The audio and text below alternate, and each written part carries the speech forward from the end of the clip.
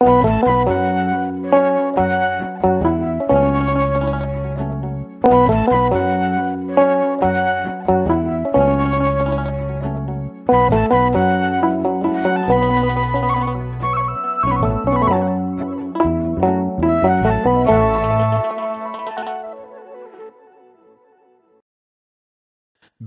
አብ ወወልድ ወመንፈስ ቅዱስ አሐዱ አምላክ አሜን። ደቅ ብርሃን ምእንተ ክትኮኑስ ብርሃን ከለኩም ተመላለሱ ብብርሃን እመኑ በሎም። እዚ መንገዲ ብርሃን እዩ። እዚ መደብ ንብዙሓት ካብ ናይ ጸልማት ጎደና ኣውፂኡ ናብ ናይ ብርሃን መንገዲ ንኽመልስ ዕይኡ ኣብ ትሕቲ ፍቓድ እግዚኣብሔር ዝጀመረ ኦርቶዶክሳዊ ትምህርቲ ዝመሓላለፈሉ መደብ እዩ።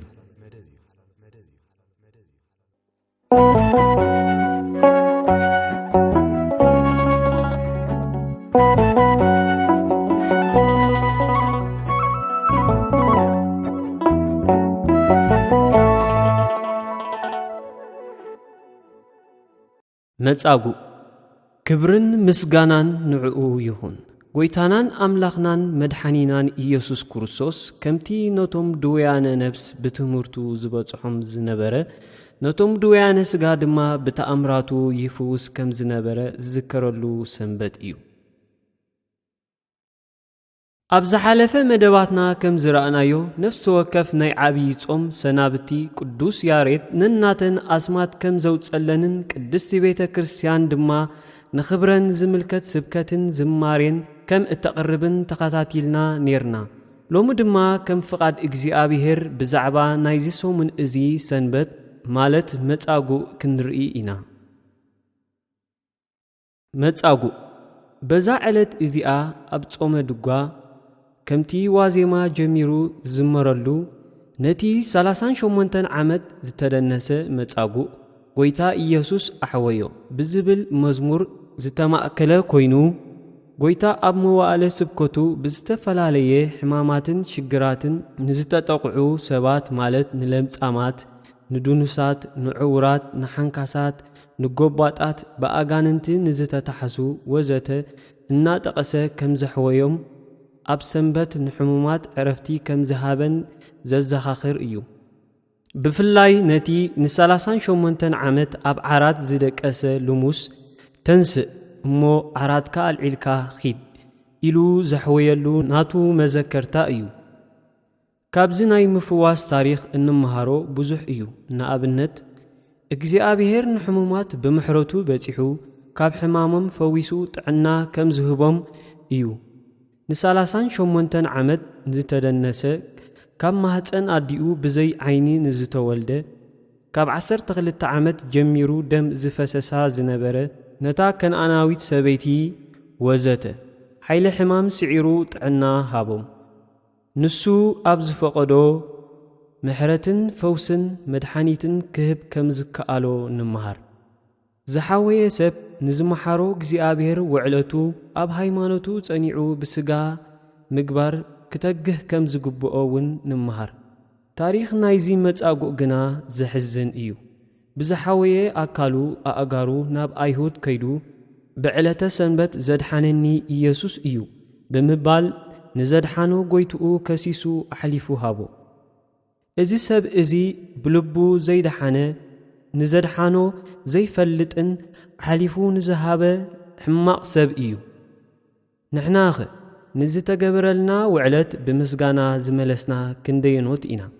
ብኣንጻር ናይዚ መጻጉዕ ብዝተገበረሎም ምሕረት እሙናት ኮይኖም ዘመኖም ብቅድስና ዝፈጸሙ ብዙሓት ቅዱሳን ኣለዉ። ንኣብነት ርኩሳት መናፍስቲ ሓዲሮማ ንዝነበሩ እሞ ድሓር ግና ጎይታና ኢየሱስ ክርስቶስ ብምሕረቱ ዝበጽሓ ማርያም መግደላዊት ምጥቃስ ይከኣል። ጎይታና ኢየሱስ ክርስቶስ ኣብ ዝምህረሉ ዝነበረ ጊዜ ምስ ካልኦት ቅዱሳን ኣንስቲ ኮይና ብጉልበታን ብህይወታን ንጎይታናን ንሃዋርያትን ዘድልዮም ብምቕራብ ተገልግል ነበረት። ኣብ ጊዜ ትንሣኤ በቲ ፍሉይ ትግሃታ ትንሣኤኡ ንኽትርኢ ኣቐዲማ ክትርእን ነዚ ብስራት እዚ ናብ ቅዱሳን ሃዋርያት ንምብጻሕ ከኣለት። ካብዚ ዝበልጽ ትዕድልቲ እንታይ ኣሎ?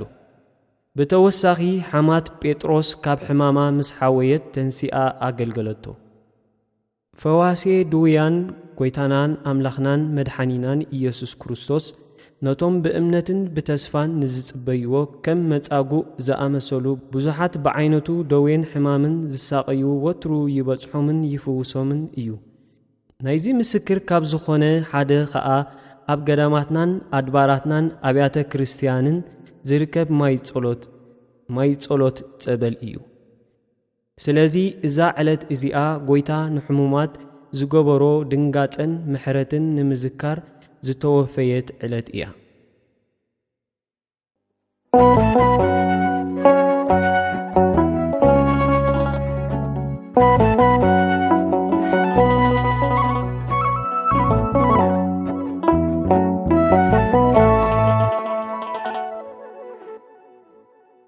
በስመ አብ ወወልድ ወመንፈስ ቅዱስ አሐዱ አምላክ አሜን። በትፍጽም ፍቅሪ ዘፍቀርካና ነፍስኻ ኣብ ክንዳና በጃብ ምሃብ ሕይወት ዝሃብካና ኣብ ውድቀትና ትንሣኤ ኣብ ድኻምና ሓይሊ ዝኾንካ ካብ ደቕደቕ ጸልማት ናብ ዘገርም ብርሃን ዝጸዋዕኻና ንፍቕርኻ ብግብሪ ዝገለጽካልና ካብ ጸልማት ለይቲ ናብ ብርሃን መዓልቲ ዘብጻኻና ለውሃን ፈቃሪ ዝኾንካ ኢየሱስ ክርስቶስ ኣምላኽና ክብርን ምስጋናን ኣምልኾን ውዳሴን ሎሙን ኩሉ ሰዓን ንዓኻ ይኹን አሜን። ኦ እግዚአብሔር ኣምላኽናን መድኃኒናን መፍቀሪ ሰብ ንቅዱሳን ደቀ መዛሙርትኻን ኣገልገልትኻን ንንጹሃት ሃዋርያትካን ክሳዕ ወሰን ዓለም ሰደድካዮም ንስኻ ኢኻ። ናይ መንግሥትኻ ወንጌል ክምህሩን ክሰብኩን ኣብ ውሽጢ ህዝብኻ ዘሎ ኩሉ ደዌን ኩሉ ሕማምን ክሕውዩ ካብ ዓለም ኣቐዲሙ ዝነበረ ሕቡእ ምስጢርካ ክምህሩን ዝለኣካዮም ንስኻ ኢኻ። ሕጂኻ ኦ ጎይታናን ኣምላኽናን ብርሃንካን ጽድቅኻን ለኣኸልና ናይ ልብናን ናይ ሕልናን ዒንታ ኣብርሃልና ቃል ቅዱስ ወንጌልካ ብጥብዓት ክንሰምዕ ዘባቓና ግበረና። ከም ሰምዓናያ ክንሰርሕ እምበር ክንሰምዕ ጥራይ ይኹን። ኣብ ክንዲ 1 30 60 100 ሰናይ ፍረ ኣብ ሕይወትና ክፈሪ ባርኸና አሜን። ሰላም እግዚአብሔር ምስ ኩልኻትኩም ይኹን። ኣብቲ ባዕሉ ርእሲ መኣዝኑን ዝኾነ መሰረት ነቢያትን ሃዋርያትን ታነጽኩም ደቂ ዓዶም ንቅዱሳን ስድራ ቤት ልዑል ኣምላኽ ዝኾንኩም ክቡራን ህዝበ ክርስቲያን ከመይ ቀኒኹም። አሜን። ትልዑልን ልዑለ ባህርን ዝኾነ ቅዱስን ሕያውን እግዚአብሔር ኣምላኽ ኣቦሃትና ዝሓለፈ በደልናን ኣበሳናን ከየጸባጸበ ብዓይነ ምሕረቱ ተመልኪቱ ኣብ ሕይወትና ጥዕና ኣብ ዕድሜና መውዓል ሂቡ ክሳብ ሰዓት እዚኣ ዝረድአናን ዝሓለውናን ዝተቐብለናን ክብርን ምስጋናን ንዕኡ ይኹኖ። ከምኡውን በታ ብኽልተ ወገን ድንግልን ምሕደር መንፈስ ቅዱስን ዝኾነት ቅድስትን ንጽሕት ድንግል ማርያም ኣድያና ጸሎታን ኣማላድነታን ኣይፈለየና አሜን። እምበኣር ክቡራን ህዝበ ክርስቲያን ከምቲ ኣብ ዝሓለፈ ትምህርትና ብዛዕባ እምነት ተማሃርናዮ ከምኡውን ከም ፍቃድ እግዚአብሔር ሎሚ ኣነ ንስኻትኩምን እንመሃሮ ብዛዕባ እቲ ካልኣይ ክፋል ኮይኑ ብዛዕባ ፍቕሪ ክኸውን እዩ። ኣርእስቲ ትምህርትና ፍቕሪ ዝብል ክኸውን ከሎ መውከስ ናይ ዝጠቕስና ድማ ኣቦና ብርሃን ዓለም ሃዋርያ ቅዱስ ጳውሎስ ንሰብ ቆሮንጦስ ኣብ ቀዳማይ መልእኽቱ ምዕራፍ 13 ፍቕዲ 13 ዝጸሓፎ ሕጂ ግና እምነት፣ ተስፋ፣ ፍቕሪ እዘን ሰለስተ እዚኣተን ይነብራ ካብዚኣተን ተዓቢ ግና ፍቕርያ ብዝበለ መሰረት ኣነ ንስኻትኩምን እንመሃረሉ ትምህርቲ ብዛዕባ ፍቕሪ ዝብል ክኸውን እዩ። ከምቲ ኣቦና ሃዋርያ ቅዱስ ጳውሎስ ዝበሎ ኣብ መልእኽቱ ካብዚኣተን ሰለስቲአን እምነት፣ ፍቕሪ፣ ተስፋ ካብዚአን ሰለስተን ተዓቢ ፍቕሪ ኢልና እሞ ስለዚ በታ ዝዓብየት ነገር ንሕና ከምቲ ኣቦና ሃዋርያ ቅዱስ ጴጥሮስን ዝበሎ ፍቕሪ ብዙሕ ሓጢኣት ተኸድናያ እሞ ልበስዋ ከም ዝበለ ንሕና ድማ ፈቃራት ኮይና ፈቃር ልቢ ክህልወና ንእግዚአብሔር ነፍቅር ንክኸውን እግዚአብሔር ብቅዱስ መንፈሱ ይደግፈና። ቅድሚ ናብቲ ቀንዲ ትምህርትና መኻድና ድማ ብዛዕባ እቲ መግለፂ ናይ ፍቕሪ ኢና ክንርኢ። ብዛዕባታ ካብ መዓር ዝበልፅ ሰደላይነታ ካብ ወርቅን ብሩርን ዛይድ ካብ ኩሉ ጥበብን ፍልጠትን እትሕረ ፍቕሪ ምዝራብ ክንደይ ዝጣዕምን ባህ ዘብልን እዩ። ፍቕሪ ንሓጎስ ተኻዕብቶ ንጓህ ድማ ብእዎ መጠን ትንክዮ። ብዛዕባ ፍቕሪ ብዙሕ ተባሂሉን ተደሪሱን ተነጊሩን እዩ። ገጠምቲ ገጢሞሙላ፣ ጸሓፍቲ ደሪሶሙላ፣ ክኢላታት ተቐኒዮሙላ፣ ፈላስፋትን ሊቃውንትን ተመራሚሮሙላ እዮም። ኩሉ ዝሓዘትን ተጻንዕን ዝተጎድአ ቁስል ትዝንን ተስፋ ዝቆረጸ ተታብዕ በቃላት እትገለጽ ጥራይ ዘይኮነስ ብግብሪ እትገለጽ እያ። ነዚኣ ዝገለጸ ድማ ጎይታናን ኣምላኽናን መድኃኒናን ኢየሱስ ክርስቶስ እዩ። ባዕሉ ኣርአያ ብምዃን ካብ ሰማያት ሰማያት ወሪዱ ኣብ ክንዳና ብምስቃሉ ንዓና እቲ ኣብ ዝነበረ ፍቕሪ በዚ ገይሩ ገለጸልና። ብዛዕባ ዝኣቦና ሃዋርያ ዮሃንስ ኣብ ቀዳማይ መልእኽቱ ምዕራፍ 4 ፍቕሪ 8 ከምዚ ይብለና፣ ኣምላኽሲ ፍቕሪ ይብለና። ፍቕሪ ንባዕሉ መግለጺ እዩ እግዚአብሔር ማለት እዩ። እግዚአብሔር ማለት فقري مالتي كميتلنا بتي حدا ود زامن زبله كل ناي زلالم يوت كركب دامبر انت خيطفس እግዚአብሔር نتحدا ود بجاب مهب نعلم كساب كندزي افقر يبلنا ስለዚህ እግዚአብሔር ንባዕሉ ፍቅሪ ስለዚህ ፍቅሪ ክንዛረብ ከለና ሓደ ከምቲ ኣብ ገላትያ ምዕራፍ 5 ፍቅሪ 22 ተገለጽ ዘሎ መንፈሳዊ ፍሬ ስለዚህ ፍቅሪ በሐንሳብ ተማሄርካ ኣብ ሓደ ሰዓት ኣብ ሓደ ሌት ተፈቃር ተኾነ ደይኮነ ጊዜ ወሲዱ ኣብ ህይወትና ዘዓቢ ምስ እግዚአብሔር ኮይና እንዕብዮ ካብ እግዚአብሔር ድማ እንቀበለይ ስለዚህ ሐዋርያ ቅዱስ ጳውሎስ ብዛዕባ ፍቅሪ ክዛረብ ከሎ ሓደ ሃብት ፍረ መንፈስ ቅዱስ ምኻኑ ይነግረና ማለት ስለዚህ ሁላትና ከም ንፈልጦን ከም ንርዶን ድማ ፍረ ዘበለ ኣብቲ ቡሱል ደረጃ ንኽበጽሕ ኩሉ ጊዜ እኹል ድኾነ ጊዜ የድልዮ ስለዚህ ንሕናውን ፈቃራት ክንከውን ፈቃር ልብ ክልወና ንእግዚአብሔር ነፍቅር ክንከውን ብፅኦትና ኩሉ ነገር ነፍቅር ክንከውን ጊዜ ከም ዘለና ፈሊጥና ብርግኣት ኣብቲ ናይ ፍቅሪ መንገዲ ኣብቲ ናይ ፍቅሪ ህይወትና ክንህሉ እግዚአብሔር ብቅዱስ መንፈሱ ይደግፈና ደጊሙን ኣቦና ሐዋርያ ዮሐንስ እንታይ ብላ መልእቱ أتم حواتي فقرسي كاب أملاخ يبلنا سلازي فقر بعلنا إنهم صار نجار يكونن تلا كاب إجزاء بيهردوها بنا إحنا خا بتسجع منفس قدسو أما فتسم تأن نعبيه لعل النبرو إيمانه سلازي نحن عبد فتسم فقر مسف قرنا بزعوان إجزاء بيهر كم يرنا كم نفكره كم زجبنا ينجرنا أبونا هورا قدس بولس بزعوا من النت نفقري ويون بهر نفقري أو صحفو أمروت أب قدامي كرونتوس معرف 10 كفقري 4 كساب 6 دهر تملكتنا فقري عقاليا فقري لوها فقري أي تقننيا فقري أي تجهرنيا أي تعبنيا فقر سدي كونتن نعيد عمن مزبل أي تمرحنيا فقري أي تقطعن أي تقيمنيا بحق تحقوس مبر بعمس به أي بلان نابله بزعبا فقري بزح نجر صحيف لنا يركب مالتي كنا بتقند تمرتنا متانا دم بزعباتي عينتنا فقرينا كنري كم فقر እግዚአብሔር أنا نصحتكم نريهم ذا عينتنا فقري أبرعته كفيلنا نهريم التقدماي فقر እግዚአብሔር أبلع لك أسبات التغالي دما فقر سدراي بيت الساساي فقر أحوات الترابعي دما أنصار صوتا فقر بزول جلسنا كم فقر እግዚአብሔር كنرينا سلازم بار كوران حزب كريستيان كابزي قصيلنا نريو بالتقدماي كابتما رعته عينت فقر كخون كله فقر እግዚአብሔር أبلع لك أسبات زبل كخوني بحق እግዚአብሔር كم زفقرنا بحق እግዚአብሔር كم زقدسنا بحق እግዚአብሔር كم زحللنا كم زكانخننا قدس مصحف ينغرنا እሱ كم زفقرنا ንሱ كم زحللنا أبلع على خوينو يفقرك بيدل بقالات ترينعنا أي نغرنا نتحلو بملأه اتاوز نبرت فقري نعنا كم زغلصلنا مصحف قدسنا ارغيصو ينغرنا مالتي ስለዚህ كم فقر እግዚአብሔር ኣብዚ ትሕትና እንሪዮም እግዚአብሔር ንወዲ ሰብ በኸመይ ዓይነት ፍቅሪ ከም ዘፍቀሮ እግዚአብሔር ኣብ ልዕሊ ደቂ ሰባት ዘሎ ምልክት ናይ ፍቅሪ እንታይ ብምባል ካብ መጽሓፍ ቅዱስ ገለ ነጥብታት ብምልዓል ከምኡ ምስ ህይወትና ብምትእሳር ክንርኢና ተቐዳማይ ኣብዚ እንሪኦ ድማ ፍቅሪ እግዚአብሔር ኣብ ልዕሊ ወዲ ሰብ ዘሎ ሓደ ካብቲ ምልክቱ ብመልክዑን ብምስሉን ምፍጣር እዩ እግዚአብሔር ድማ ኣብ ኦሪት ዘፍጥረት ምዕራፍ 1 ፍቅሪ 26 ከምዚ በለ ብመልክዕና ከም ምስልና ሰብ ንፍጠር በለ ስለዚህ ሰብ መልክዕ እግዚአብሔር ሒዙ ተፈጥረ ምዃኑ ክንፈልጥ ይግብአና ብዙሕ ግዜ ነትዘለና መልክዕ ክንጸለና ኾንና ግን መልክዕ እግዚአብሔር ክንብል ከለና ግና እግዚአብሔር ቀይሕ ከደራዊ ካኒ ጻዕዳ ደይኮነ በሓፈሻ እግዚአብሔር በቲ መልክዕ ካን በቲ ምስልህን ከለና ነቲ ናይ ውሽጢ መንነትና ዝገልጽ እዩ ስለዚህ ሓደ ሰብ ክልተ መልክዕ ክህልዎ ኸእል እዩ ትደጋዊ ሰብ ዝርኦ ክኾን ከሎ እቲ ውሽጣዊኻ ሰብ ክርኦ ዘይክእል እሱን ወይ ካን እግዚአብሔር ዝፈልጦ ማለት እዩ ስለዚህ መልክዕ ሰብ ኣብቲ ደጋዊ ትርኢቱ ጸሊም ክኾን ኸእል እዩ ቀይሕ ክኾን ኸእል እዩ ጻዕዳ ክኾን ኸእል እዩ ብዘይገድስ ውሽጣዊ መልክዕ ግና ነቲ ናቱ መንነት ነቲ ናቱ ባህሪ ዝገልጹ ከም ንኣብነት ከም ቅድስና ንጽህና ካል ዝኣመሰሉ ንሱ እንታይ ዓይነት መልክዕ ሒዙ ከም ዘሎ ኢና እንግንዘብ እግዚአብሔር ንወዲ ሰብ ብመልክዑ ፈጢሮ ብምስሉ ፈጢሮ ክንምልከልና ቤናይ መልክዕ እንተርእልና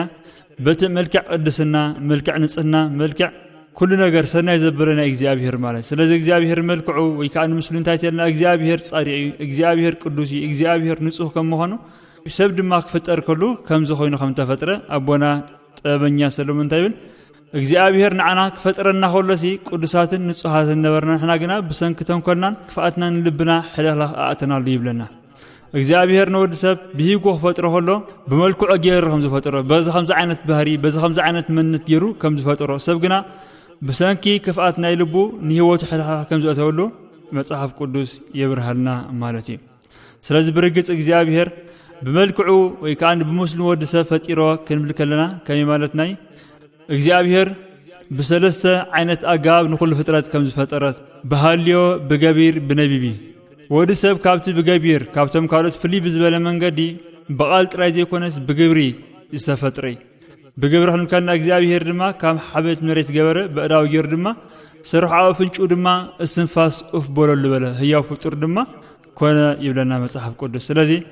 سب ملك እግዚአብሔር ተፈጥረ ካብቶም ካልኦት ፍጥረታት ፍልይ ብሎ ንሱ ብገቢር ዝተፈጥረ እግዚአብሔር ይሁን ሊኮን ተራ ልክዕ ከም መስሉን ከም መልክዖን ገይሩ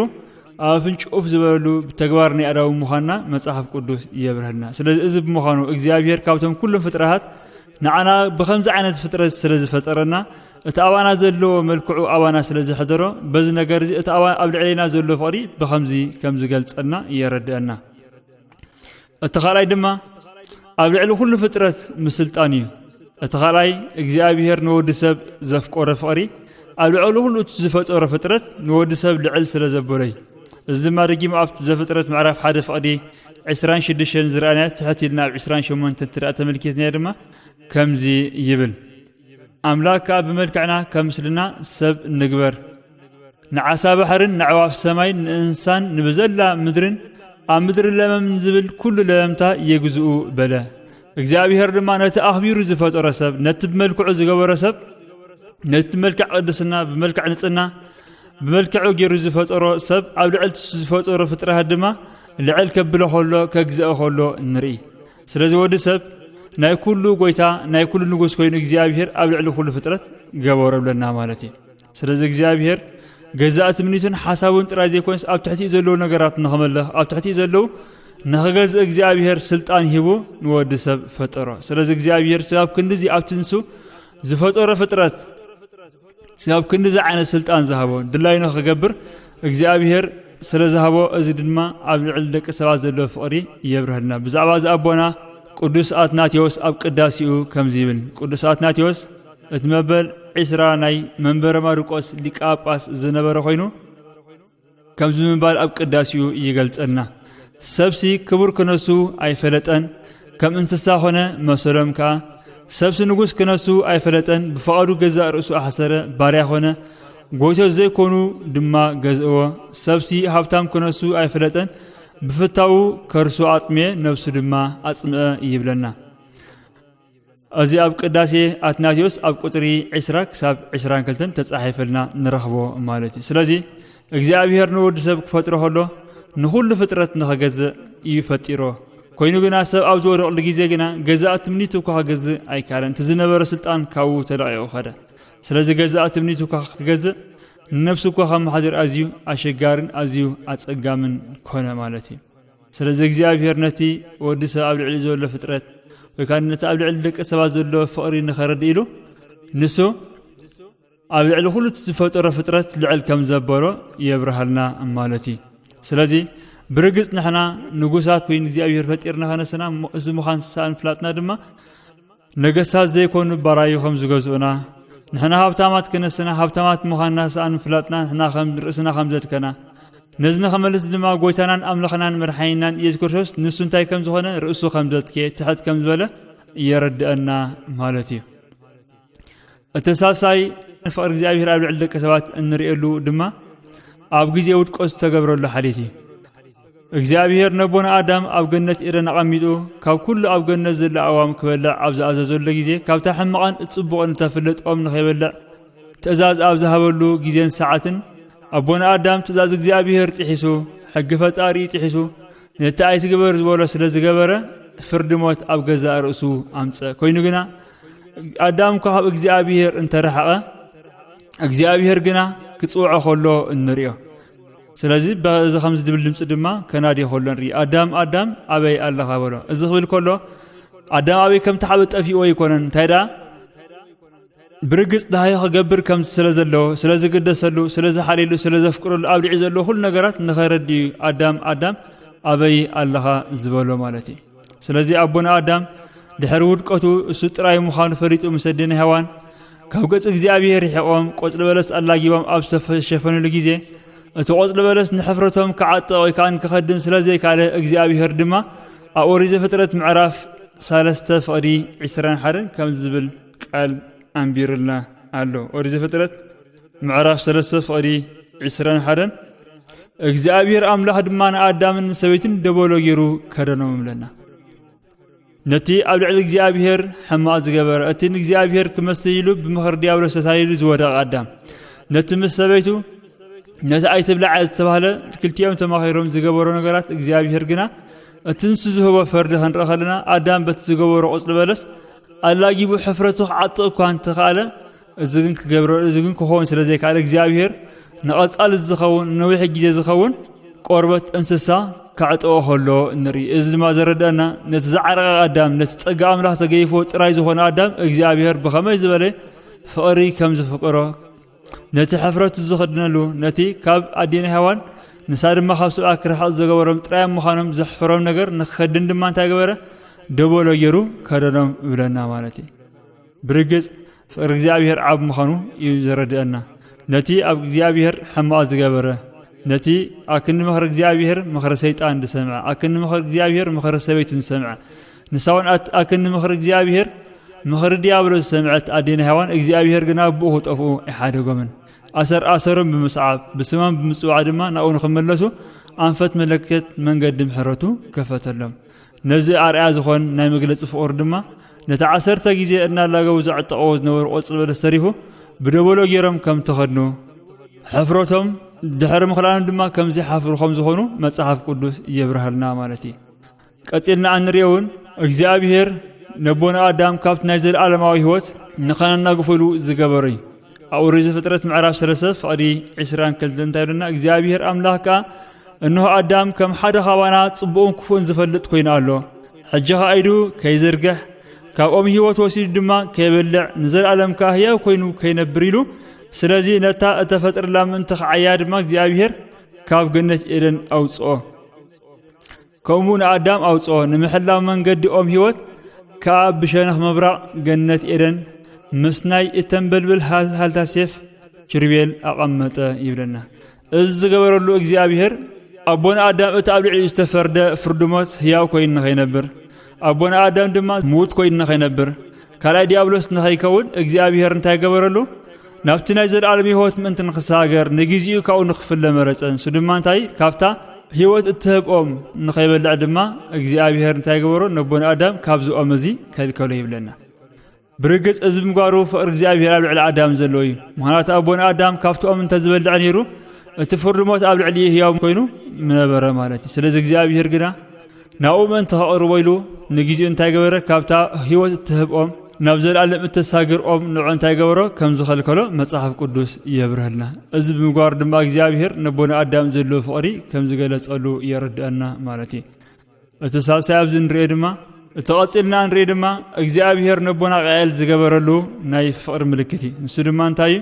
አቦና ቃየል ንሓው አቤል በቲ ዝነበረ ኩነታት ቀኒኡ ተቆጢዑ ምስ ቀተሎ እግዚአብሔር ድማ ብደም ሓው ምስ ሓተቶ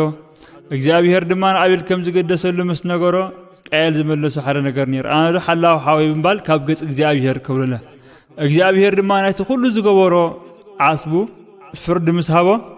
አቦና ቃየል እቲ ኩሉ ነገራት ኣብ ልዕሊኡ ምስ መጸ ተገንዚቡ ከምዚ ድማ በሎ እነሆ ሎሚ ካብ ገጽ ምድሪ ትሰጎንለኻ ኣነ ድማ ካብ ገጽካ كحباي أم مدري كوبلالن كبحبحان كهوني زرخبان زبالة كله كقتلني بلو سلازي እግዚአብሔር أورج فترة معرفة 4:15 كم زخبل كله نسمع እግዚአብሔር لما أنبار نقال زقتله كل شعات خعبت حنخ فري ولا زرخبا كل منتي كي قتلوها እግዚአብሔር نقال ملكت جبروا لبلنا سلازي እግዚአብሔር نتزعمت أسب نتنحو زقتله سب نتدم حو زفسس سب እግዚአብሔር لكع كم قبركوا تزفري انت خاقبر كله جنان ريو زخون سب نخيق قتلو زخون زرخو وزبر نخيق قتلو دما እግዚአብሔር أب جنبارو ملكت قبرو لبلنا سلازي እግዚአብሔር بوزي حقيجي انا ورقنا خلنا زفقرنا سلازي حواري قدس ጳውሎስ انتايبل أبتو بوزي حاتي أزلوس أو دما صقا እግዚአብሔር يعزز بلنا سلازي እግዚአብሔር نحاتي أدام بر نحاتان كم زي تصدق እግዚአብሔር ንሓጣን ከም ዘፍቅር ዓርክ ሓጣን ከም ዝኾነ ዘብርህልና ማለት ስለዚ እግዚአብሔር ነቲ ዝወደቀ ሰብ ኣብ ግዜ ወድቆት እኳ እንታይ ገበረሉን ከሓልሉን ከሕብን ከሎ ኢና ንርኢ نبونا آدم أبز تفعل لجزء نبونا كائن كومو نحاو أبز أصل لجزء إجزاءه بنملك فورو كدنجز اللهم كله كم جبرم كيف ديم كله النرئي مالتي سلازات إلنا النرئي ما الترابعي بزعوا فقر إجزاءه قبل عندك أسبات زبل دك أسبات استخف لهم واقعي نايزخون النجار ملكعي نايزخون النجار ناتو متمن واقعن تاتنا تستخف للواقعي أوجازنا استفاد النبرة كلونا خليهم وركي يخون استفاد نجارات كلهم جنا حرعت واقعي ولهم كلهم حرعت واقع سلازي ولهم نخلهم حرعنا تجرنا دما أين حزمنينا نتوركي أزي كبر سلازخون أو كبر بتا نقمته سلازي ود السود ما إجزاء بخمي فقري زبالة خمسة فقرة كنردان تداخلنا أتنعو استخاف له واقعي أتنود سب استخاف له واقع مسمان نفسه كان مسمان نجار مداركتي يقولون إجزاء بخمي زبالة فقري خمسة فقرة أبونا هارب قدس بيتروس أب قدامي مراتو معرف حدا فقري عصرته شمنته كمزي بمنبال يقلت أنا مالتي كابتي كأبوهاتكم تقبلكم كنت نبرتكم كم برمتي أبرن رخصة زي واللجنشل بخبر دم كرسوس إمبر بتأفأ النجار ببرر ويس بوركي كم زي دحانكم تفلتيهم لنا سلازن إحنا زدحنا له كابت أشينا زنبرنا استملسنا له ودي أنا زنبرنا استنسنا له بخبر دم قويتانان أملخنان مرحينان إياس كرسوسي سلازي نايلوسو كف كريستيان اتب كرسوس زامنه تودق زابير زخونه سب ملك عواقو انتي ترايلنا دم كرسوسي سلازي دم كرسوس كنلكلنا ازي كبري مداركتي البوي مالتي سلازي كابز عبن ود سب دما مانم ايتخفلن مانم دما ايتغبرن سلازي بوزي حغيزه نحنا بوزي حسابات بزقانا صبنا بوزي حسابات نعنا بزكافونا خون خل بزي قدس نفسنا اتحيتنا نرينا غن እግዚአብሔር كما همزي مخنا يغرنا بزعواز ابونا نبي إسحاق أفقدي 45 فقد 5 تبل أنس أبعينت እግዚአብሔር كبره أملاخيك حيلي كون بلنا سلازي برجس نحنا أبعينت እግዚአብሔር كبراتنا بخميتنا بدم حال ود إياس كرسوس سلازي عدقنا نعنا خطمت كله بمنقد دم كرسوس سلازي رئنا بدم حال ود يروس لتعارقنا بأزي كبر دم يرو نعنا سلازي عدقنا دما أتابعنا استخاف لنا واقع مدارك تعالبو نبرينا ما سلازي بوزي حق يسب ننفسو كنا أسخ ألي بوزي حق يسب ننفسو واقع زي كهبخ ألي جن نحنا كم ترد أنا واقع نفسنا أنت تلعن لنا واقع نفسنا دم كرسوسي دم كرسوس كدارجو دم كرسوس كما تنزخلك والحدا واقع أبز على مزي كم زي لما صاحب قدس أرجيتي نقرنا ليجون أبونا هارا قدس باولوس نسب كورنثوس أم عرف شدشة كفادي 10 تشعات كسب 10 زلو كم زغلص لنا كم زيبلنا ابونا حواري قدس باولوس اب قداماي قرنطس معرف شدشه كفاده 10 شعته كساب 10 زلو كم زي بمنبال ينغرنا بواغا تعديكم يخمو سغهم بيت مقدس اتابخاتكم زلو كاملاح اتقبلكم منفس قدس مخانو نايرسهم كم زيكمكم دو ايتفلطنيهم سلاذ بسغهم ناملاح اخبرو يبلنا سلاقالاتو شم እግዚአብሔር አምላህና ዝኸበርን ዝተመስገነን ይሆን سلاذ برجز እግዚአብሔር ዝኸፍለልና ዋጋ እግዚአብሔር በኸመይ ዓይነት ፍቅሪ ንዓና ከም ዘፍቅረና ዝያዳ ክንርዳን ክንግንዘብን ይግበአና ስለዚህም ኣብ ቅዳሴ ማርያም አቦና ቅዱስ ሪያቆስ ፍቅር ሰሃቦ ለወልድ መንበሩ ወአብጽሖ እስከ ለሞት ነተሓያል ወልድ እግዚአብሔር ፍቅር ደቂ ሰባት ስሒቦ ካብ ሰማያት ከም ዝወርድ ድማ የብርህላዊ ካን ይነግሩና ማለት እዩ ስለዚህ ብርግጽ እግዚአብሔር በኸመይ ዝበለ ፍቅሪ ከም ዘፍቀረና እተአባና ተአውዝ ነበረት ፍቅሪ ንዓና ከገልጸልና ነተሓረወዱ ናብዚ ምድሪ እዚ ለኣኾ ንሕና ኣብዚ ምድሪ ኮይና ንእግዚአብሔር ስለዘፍቀርና ኣይኮነን እንታይዳ ንሱ ስለዘፍቀረና ንሓጢአትና ናብኡ ከቅርበና ተኻፈልቲ መለኮታዊ ባህሪ ምእንቲ ክንከውን ነተሓረወዱ ናብዚ ዓለም ዝምላኽ እቲ ኣብኡ ዝነበረት ፍቅሪ ገለጸልና ብዛዕባ ዝኣቦና ሃዋርያ ቅዱስ ጳውሎስ እንታይ ብል ኣክንዲ ተሓጥእ ዝመወሲ ብፍጹም ኣይርከብን ኣክንዲ ጻድቕ ዝመወት ከዓ ገለ እኳ ኣይሰኣንን እግዚአብሔር ግና ንሕና ጌና ሓጥኣን ከለና ብሞት ሓደ ወዲ ገይሩ ንዓና ተዓረቐና እቲ ኣብኡ ዘላ ፍቅሪ ድማ ብከምዚ ነገር ገይሩ ንዓና ገለጸልና ይብለና ማለት ስለዚ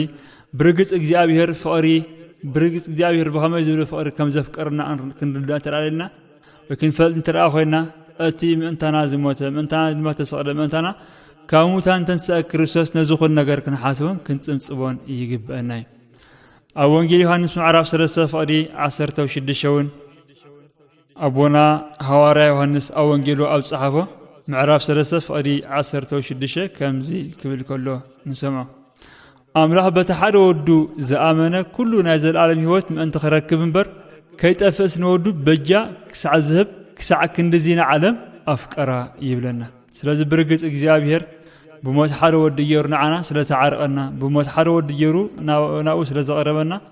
أتعب إجزابير نبات فقري بزجيرنا كنردا يجبنا أي مالتي سلازي إجزابير بتي موادرت ألو زي بلو أزي كبر دم حر وديورو دك أسبات كوتفات نبني زر عالمي هو سرد الساقرهم بز نجرزي اتنعنا تخاف لنا واقع أزي كبر مخان فريتنا كم تيا أم مصحف قدس كبر سب كبر حسب أو كبر نجر دما ينبر زولن إحنا دما برجز أو كأنه إجزابير كبرات مخانا إجزابير بأزي كبر زخون واقع همزة عدجنا فريتنا جزار اسنا كاب كله حسرة رصاص زبالة كنرها كاب كله نتنعنا واقعنا زبالة زبالة نجر كنرها إجزابير بقدس مفوسو يدقفنا التحام شيء نريد ما استوهبنا زل ألماو تسفي فأرجزابير قبل عندك سبات أفتحام شيء كفالو كنريه لنا أتي نود سب ذهبو زل ألماو تسفى إجزابير نود سب ملك عند بمسلم جرن فترة أو فنش دما أسنفاس أوف مسؤولو زل ألماو فتر كم زهنا مصحف قدس يبره لنا مالتي سلازة إجزابير ناتي بجزء تمنيتو بجزء حسابو بمهر ديابلو ستايلو كاو إجزابير حوز نبر نبنا نزل عليه موت من أنتهاس قريلو زعان تسفازي هيبو مسلم مانتاي رئيس تمن زرتا سبيتي رئيس تمن كتشف الأزبلي إزلما نتدحر يتفصم تنبيت نايم صاغوتانن أملاحنا مدحينا يذكرس نمخر ديابلس كما يجرو 5 عرن نمخر ديابلس كما يجرو 5 فرسون يردنا مالتي بزعواز أبونا حواري قدس بولس نتايبل أتم فورات حواتي تسفى من تخيط قدس بزعواتهم مويتم زلو بزيت فلتات كتكونو أيدي لكم يبلنا سلازي برقز دحر موت هيوت كم زلو ناي ود سب هيوت أب مقابر زعص كم زي كونه ناي ود سب هيوت أبتن فلت أنا كان أبتن أمدري سما سلن استفزو سنة عدم خم زي كونه نز أرجسنا هنفلت يجيب لنا سلازي حواري قدس بولس أتعب كورس زلاتنا تسفى أبز مدري تراين يران تتخوسي كاب كلهم دك سوات ندنقص مخنا نيرنا زولا برقص نحنا تسفى تزهلونا نحنا زل الماو تسفى تزهلونا أزينا ندنقص سبات مخنا إجزابير جنا نفتنا زل عليمات أنتي كوزنا نفتنا زل عليمات ورسم أنت خجبرنا له نجس تسفى أبانا أمبرو بزعواز أبونا هورا قدس بولس نسبر ما أصحاب ملوت معرف حموشة فقري حموشة كم زخبل كله نسمع عمالتي بتي اتوهبنا منفس قدس فقر أملاح أبلبنا سلز فتسا اتعتصفى أي تحفرني لنا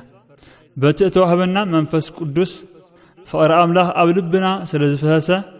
اتعتصفى دما أي تحفرني سلز برقز اتتصفى ذهبنا أموني كقبر دما يكألوها مخانو كنفلت يجيب أنا يوم سلز برقز إجزابير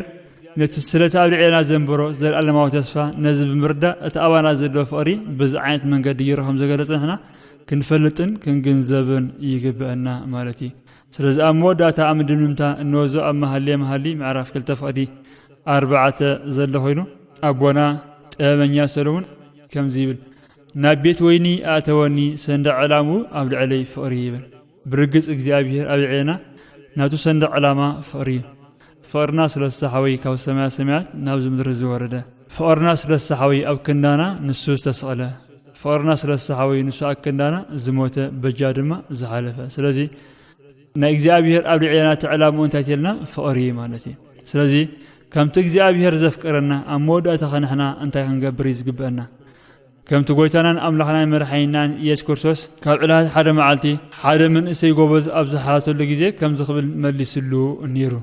نساها نجزابير أملاكا بهولو لبخان بهولو نفسخان بهولو حيلخان بهولو حساب كان أفكره نبز أكادما كم نفسها أفكريلو ملو سليب لنا سلازي برقز فأرجزابير انتر أسمع إيرنا أجزابير كم تأبونا زمار داوي سنين تعمل مهان رأي كم زبالنا أجزابير فكار مهان ترى تعبنا هناون كم تنسو زفكرنا هنا هنفكرها كلاتنا متصحف قدسي نقرنا سلازي كلاتنا نعدا فقر خمزة لنا فريتنا كم تنسو بفصم فقر زفكرنا نحنا خنفكره كنقدسلو كل حالتنا أبو خنورو إجزابير بقدس منفسو يدقفنا الله عيلون زفتسمه لعل إجزابير كبرن مسجانا نعو يهونو كلمة تمرتنا مود آدما إن شيء حتى أرزبلت مزاز مسؤولتنا كلاتنا حبيرنا ነዛ ጸሎት እዚኣ ንድገማ።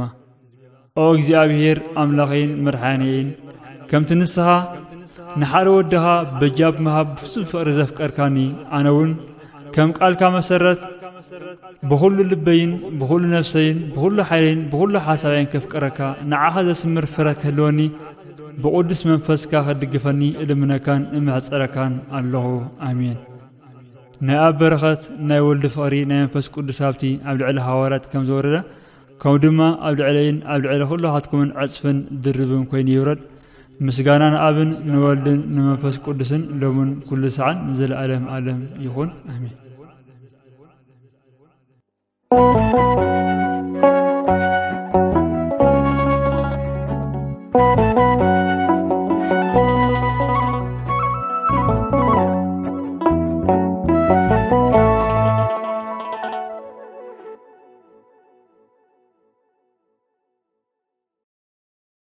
ግዜ ጾምና ናይ ልምምድ ግዜ ምዃኑ ኣብ ዝሓለፈ መደብ ተዛሪብና ነርና። ሎሚ እንሪኦም ልምምዳት ድማኒ ክልተ እዮም ክኾኑ። ቀዳማይ ልምምድ ምስ ጾም ዝዛመዱ ልምምዳት። ምስ ጾም ዝዛመዱ ልምምዳት ክንብል ከለና ምስ ነፍሰ ምግታእ ዝተሓሓዙ ልምምዳት ማለት እዩ። ኣብዚ ዓይነት ልምምድ ነፍስና ካብ ገለ ናይ ጾም እንፈትዎ ምግብታት ክንገትኣ ንኽእል። እዚ ምግታእ ብግዜን ብዓቐንን ክግበር ይከኣል እዩ። ብግዜ ክንብል ከለና ጾም ጀሚሩ ክሳብ ዝውዳእ ወይ ንገለ መዓልታት ጥራይ ግዜ ጾም እናንዋሕና ክንከይድ ንኽእል። ብዓቐን ክንብል ከለና ድማ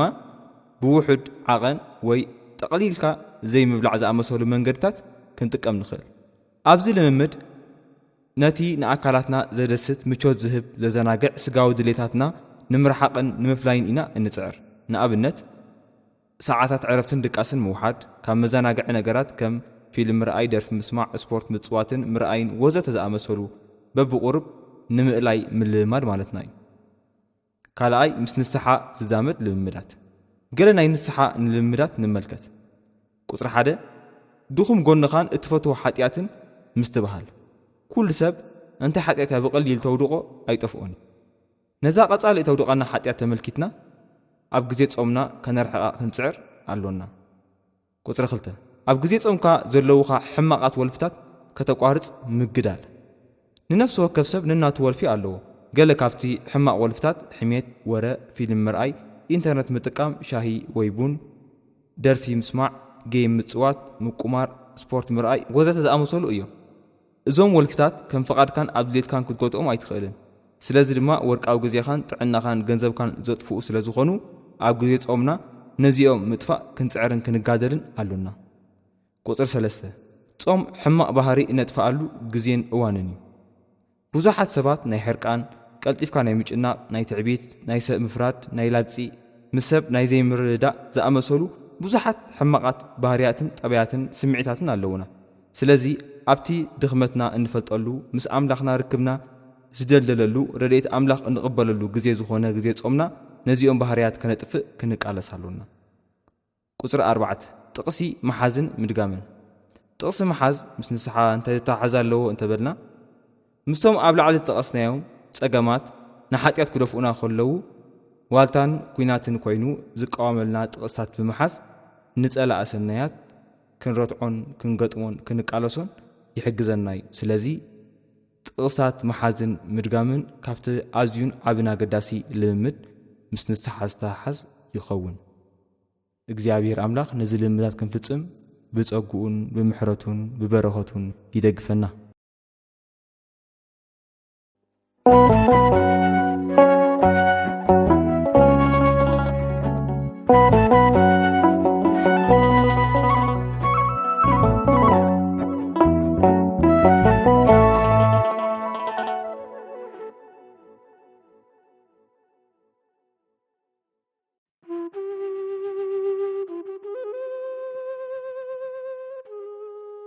በስመ አብ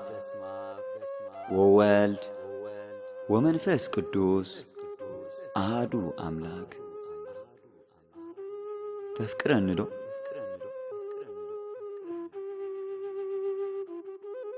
ሓደ መዓልቲ ፀሓይ ብራእ ክርያ አንጌ ተንሳው ኣየ ፍጥረት ኣምላክ ጽባቑ ክግለጽ ይከኣል እንዳተዓዘብኩ ኸዓ ንእግዚአብሔር ስለቲ ግሩም ስርሑ የመስግኖ ነበርኩ። ኮፍ ምስ በልኩ እግዚኣብሔር ምሳይ ከም ዘሎ ይስምዓኒ ነበረ። እቲ ልኡል እግዚኣብሔር ከዓ ከምዚ ኢሉ ሓተተኒ፣ ተፍቅረኒ ዶ? ኣነ ከዓ ተሃንዲደ ከምዚ ኢለ መለስኩ፣ እወ የፍቅረከ እግዚኣብሔር፣ ንስኻ እኮ ኣምላኸይን መድሓኒየን ኢኻ። ሽዑ ከምዚ ኢሉ ሓተተኒ፣ ኣካለ ጎደሎ እንተትኸውንከ መፍቀርካኒ ዶ? ሓንሳብ ሰጋበልኩ። ናብ ኢደይ እግረይ ዝተረፈ ክፋል ኣካላትን ከዓ ሓደ ብሓደ ጠመጥኩ። ካብቶም ይኽእሎም ኢለ ከም ርዱ ወሲድዮም ዝነበርኩ ነገራት ክንደይ ከም ዝተረፈን ሓሰብኩ። ከምዚ ኢለ ከዓ መለስኩ፣ ኦ እግዚኣብሔር፣ ቁሩብ ዝኸብደኒ ኮይኑ ይስምዐኒ፣ ግን ሽዑን እወ መፍቀርኩኻ ነይረ። ሽዑ እግዚኣብሔር ከምዚ በለኒ፣ ዓይነ ስውር ነርካ እንተ ትኸውንከ ንፍጥረታተይ መፍቀርካዮም ዶ? ከመይ ገይረ ንሓደ ነገር ከይረኣኹ ከፍኩሮ ይኽእል ኢለ ሓሰብኩ። ብዛዕባ ኣብ ዓለም ዘለዉ ኩሎም ዓይነ ስውራን ከዓ ሓሰብኩ። ክንደይ ካብኣቶም ንእግዚኣብሔርን ፍጥረታቱን የፍኩር ይኾኑ። ከምዚ ኢለ ከዓ መለስኩ፣ እዚ ነገር ንኽትሓስቦ እኳ ከቢድ እዩ፣ ግን እወ ዓይነ ስውር እንተ ዝኾኑውን ንፍጥረታትካ መፍቀርክዎም ነይረ። ቀጺሉ እግዚኣብሔር ከምዚ ኢሉ ሓተተኒ፣ ጸማም ነርካ እንተ ትኸውንከ ንቓላተይ ምሰማዓካዮ ዶ? ከመይ ገይረ ጸማም እንከለኹ ዝኾነ ነገር ክሰምዕ ይኽእል ኢለ ሓሰብኩ። ሽዑ ሓደ ነገር ተረዳእኒ፣ ለካስ ቃል እግዚኣብሔር ምስማዕ ብልቦና እምበር ብእዝና ጥራይ ኣይኮነን። ከምዚ ኢለ ከዓ መለስኩ፣ ከቢድ ነገር እዩ፣ ግን ጸማም እንተ ዝኾኑን እወ ንቓላትካ ምሰማዕኹ።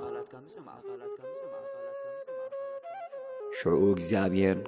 ከምዚ ኢሉ ሓተተኒ፣ ዓባስ ነርካ እንተ ትኸውንከ መመዝገንካኒ ዶ? ከመይ ገይረ ብዘይ ልሳን ከመዝገን ይኽእል ኢለ ሓሰብኩ። ሽዑ ሓደ ነገር ትዝበለኒ፣ ለካስ እግዚኣብሔር ካብ መዓምቕ ልብና ብምሉእ መንፈስናን ክንዝምር እዩ ዝደልየና። ጣዕሚ ድምፅና ብዘይገድስ ከምኡውን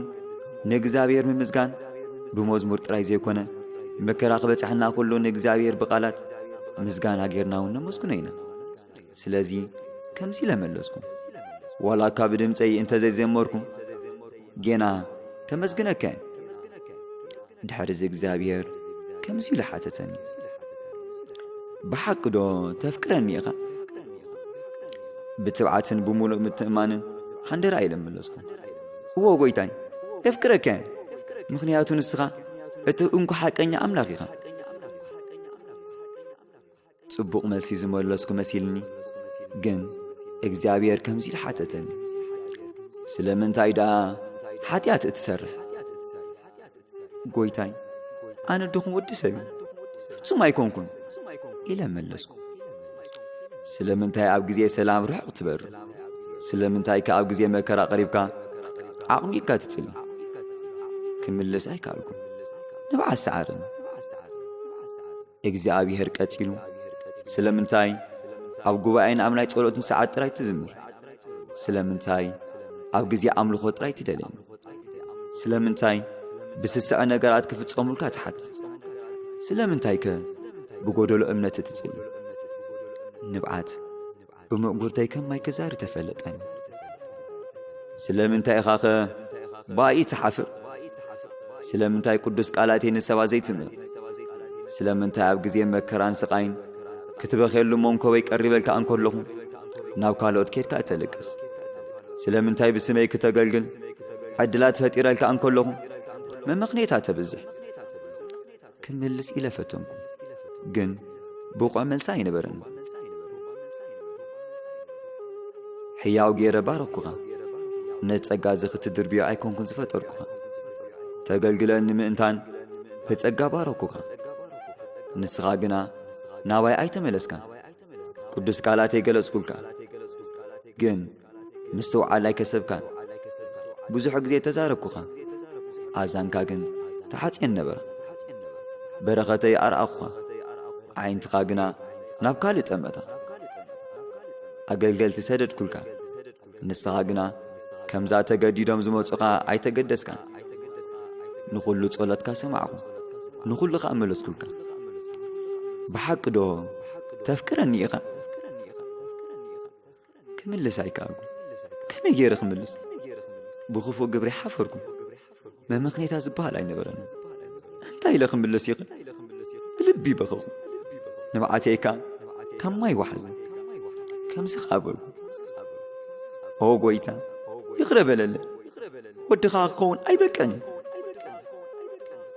እግዚኣብሔርካ ከምዚ በለኒ ንሱ ደኣ ጸጋ እዩ ውሉደይ ሽዑ ከምዚ ልሓተትኩ ጐይታይ ስለምንታይ ደኣ ቀጻሊ ይቕረ ትብለለ ስለምንታይ ኢኻ ክሳዕ ክንዲ ዘተፍክረኒ እግዚኣብሔርካ ምኽንያቱ ንስኻ ፍጡረይ ኢኻ ንስኻ ውሉደይ ኢኻ ብፍጹም ኣይክጥንጥነካን እየ እንተ ናብዓኻ ክርህረልካን ክድንግጸልካን እየ ብሓጐስ ክትዘልል ከለኻ ምሳኻ ክስሕቕ እየ ክደክም ከለኻ ከተባብዐካ እየ እንተ ወደቕካ ከልዕለካ እየ ክደክም ከለኻ ኣብ ዘባነይ ክጸረካ እየ ክሳብ መወዳእታ መዓልታት ምሳኻ ክኸውን እየ ንዘለዓለም ከዓ ከፍቅረካ እየ በለኒ ክሳዕ ክንዱ ኣምርየ ብኸ ይፈለጥኒ ከመይ ክሳዕ ክንድዚ ደንዘዝኩ ንእግዚኣብሔር ከመይ ኢለ ክንድዚ ሓዘንክዎ ከምዚ ኢለ ኸ ሓተትክዎ ክሳዕ ክንደይ ኢኻ እተፍቅረኒ ጐይታይ ከዓ ኣእዳው ዘርግሐ ሽንካር ኣእዳው ኸዓ ረኣኹ ኣብ ቅድሚ ጐይታይን መድሓይኒ ኢየሱስ ክርስቶስ ተደፊየ ሰገድኩ ንመጀመርታ ጊዜ ኸዓ ብሓቂ ካብ ልቢ ጸለኹ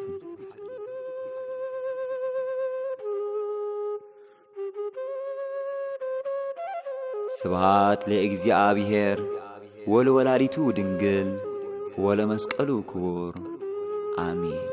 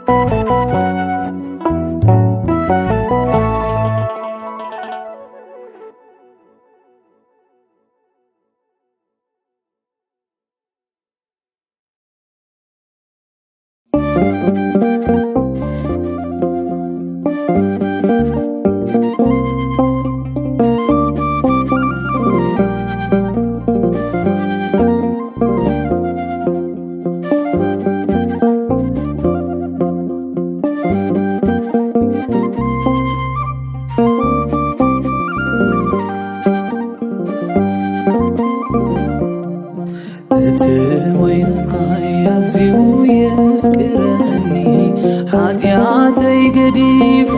ሕይወት ይቡኒ ተዘይከኣልኩ ክመልስ ሁሬታ ክዝምረሉ ይኽበር ናተይ ጐይታ እቲ ወይናይ ኣዝዩ የፍቅረኒ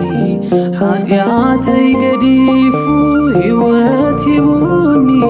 ተዘይከኣልኩ ክመልስ ሁሬታ ክዝምረሉ ይኽበር ናተይ ጐይታ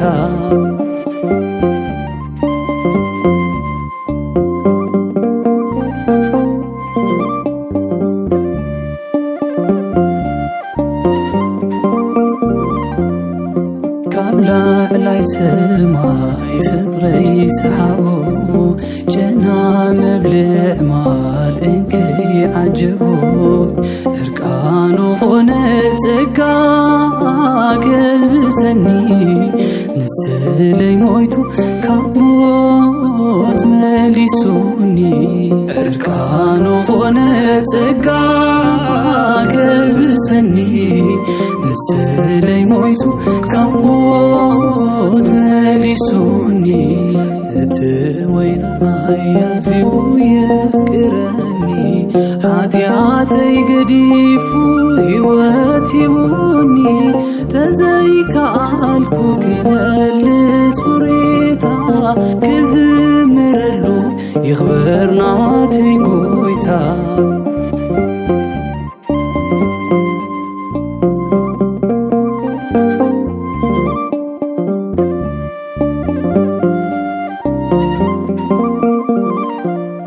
بجا خوينوني بنتو دمو لقيبون يلن كيدو هادمو عروت ياملي غوو كابك صدي نسو سيرو لي سنسلت حاتياتي عروت ياملي غوو كابك صدي نسو سيرو لي سنسلت حاتياتي وين رايزيو يفكرني حاتياتي قديفو هواتي بوني تزيك عالكو كمالس بريكا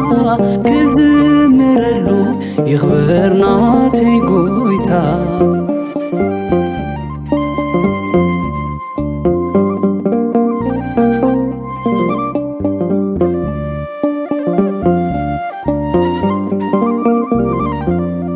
نقدس قالو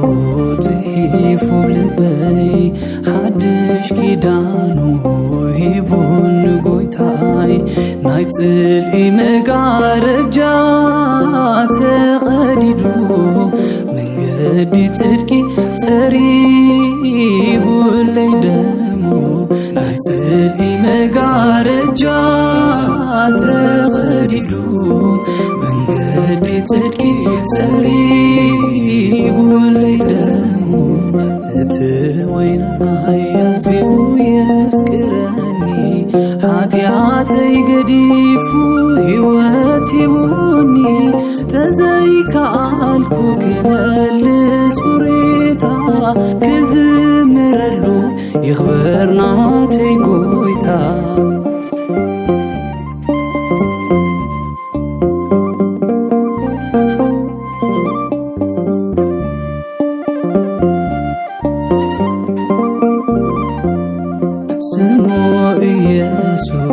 كاب حاتيا زدحن وعيلو مسكل موتي كخدن كاود كتيال إلو نبيدو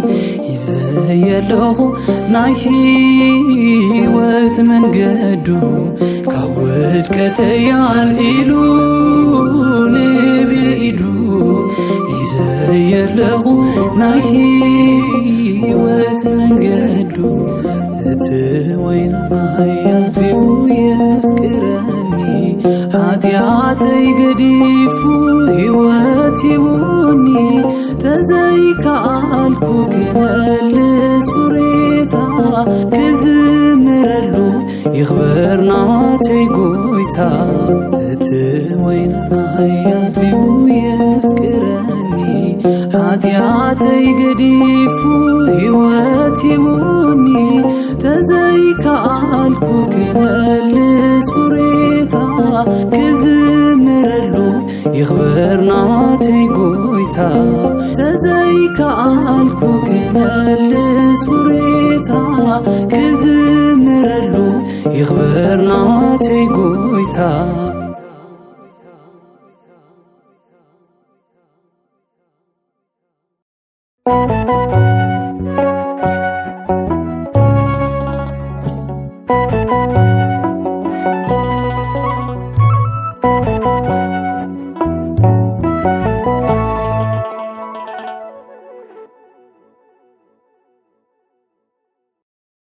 መንፈሳዊ ዕዮ ገዛ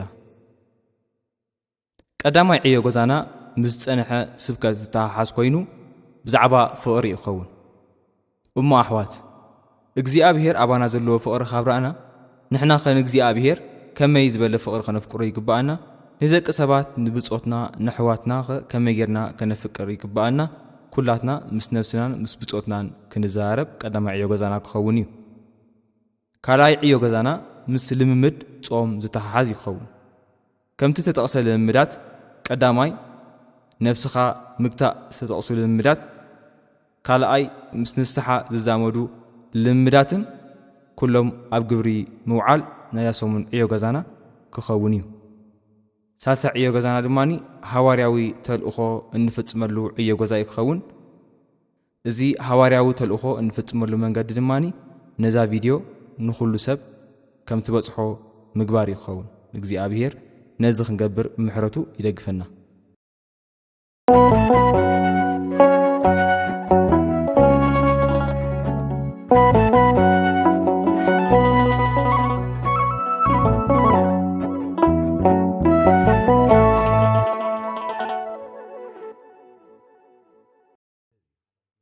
ናይዚ ሶምን መደብ ኣብ ዝተፈጸመ። ስብሃት ለእግዚአብሔር ወለወላዲቱ ድንግል ወለመስቀሉ ክቡር አሜን።